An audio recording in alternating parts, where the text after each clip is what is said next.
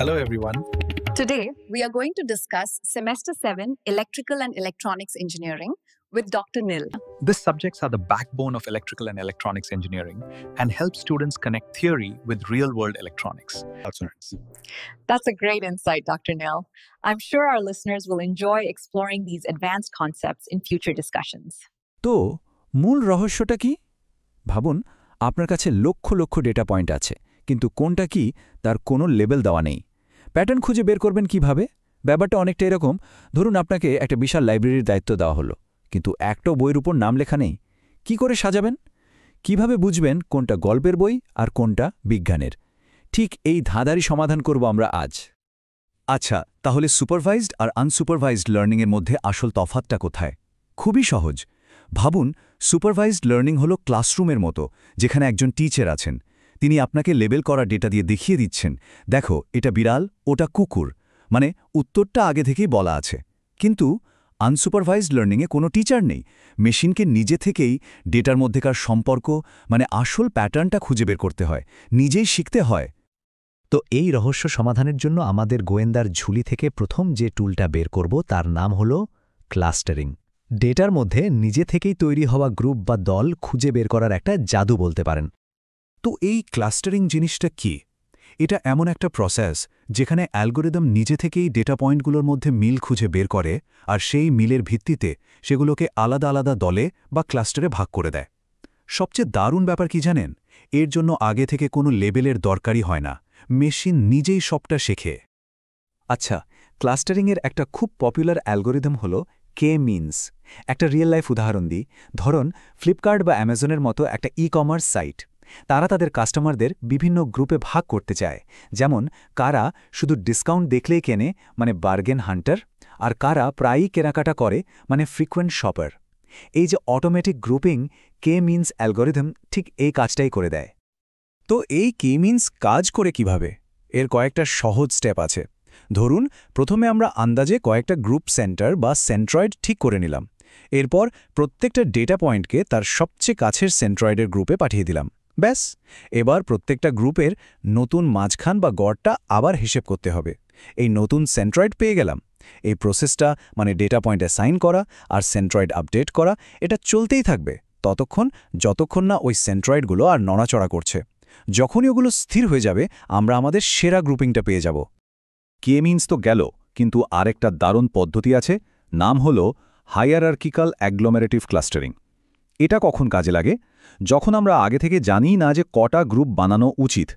এটা ডেটা পয়েন্টসগুলোকে একটা গাছের মতো স্ট্রাকচারে সাজায়, একদম ফ্যামিলি ট্রির মতো। মানে প্রথমে ছোট ছোট গ্রুপ তৈরি হয়, তারপর সেই গ্রুপগুলো জুড়ে গিয়ে আরও বড় গ্রুপ তৈরি হতে থাকে। দেখতে বেশ মজার। কিন্তু একটা প্রশ্ন তো আসতেই পারে, তাই না? একটা ডেটা পয়েন্ট কি সবসময় একটাই গ্রুপের হবে, নাকি একাধিক গ্রুপের অংশ হতে পারে? যেমন ধরুন, কেউ কি একই সাথে বার্গেন হান্টার আর ফ্রিকোয়েন্ট শপার হতে পারে না? এই প্রশ্নটাই আমাদের আর্তো টপিকে নিয়ে যাচ্ছে। এখন আমরা দেখব গভীরতর প্যাটার্ন আর সফট ক্লাস্টারিংকে।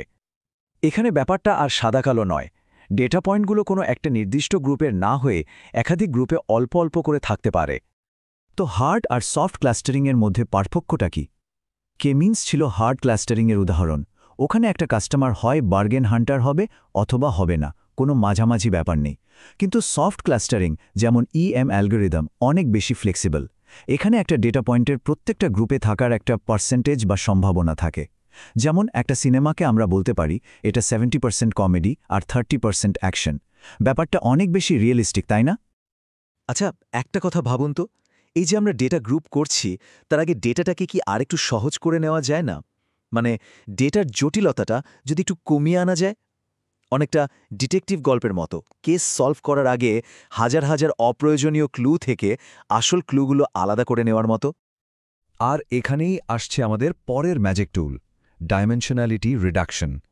এর কাজই হল জটিল ডেটাকে সহজ করে তোলা, মানে অপ্রয়োজনীয় তথ্য বা নয়েজ বাদ দিয়ে শুধু সবচেয়ে গুরুত্বপূর্ণ তথ্যের উপর ফোকাস করা। ব্যাপারটা কি হয়, যখন একটা ডাটাসেটে ফিচার বা ডাইমেনশনের সংখ্যা অনেক বেড়ে যায়, তখন একটা সমস্যা হয়। একে বলে কার্স অফ ডাইমেনশনালিটি। মানে এত বেশি তথ্য থাকে যে আসল প্যাটার্নটাই তথ্যের ভিড়ে হারিয়ে যায়। ধরুন, একটা কেস সলভ করতে গিয়ে আপনাকে হাজার হাজার অপ্রাসঙ্গিক ক্লু দেয়া হলো, আসল ক্লু খুঁজে বের করাটা কঠিন হয়ে যাবে, তাই না? এখানেও ঠিক তাই।